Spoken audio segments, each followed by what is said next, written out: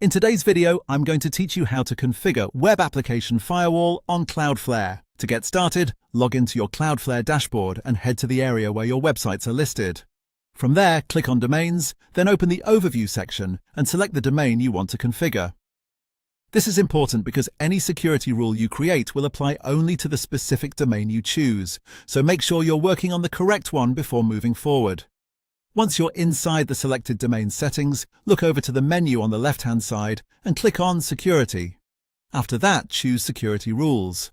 This section is where you can manage the logic Cloudflare uses to inspect and filter incoming traffic to your website.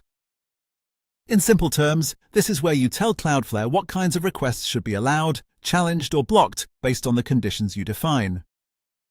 When you arrive on the Security Rules page, go to the top right corner and click Create Rule. This is where you begin building your Web Application Firewall rule. Cloudflare gives you different rule types depending on what you want to protect against, so take a moment to choose the one that fits your goal. For example, you might want to target certain request patterns, suspicious behavior, or traffic going to specific parts of your site. The key here is to be clear about what you want the rule to do before you save it. After selecting the rule type, enter the rule details. This includes defining the conditions that should trigger the rule and choosing the action Cloudflare should take when those conditions are matched. Be careful and review everything as you enter it, because even a small mistake in the rule logic could affect legitimate visitors.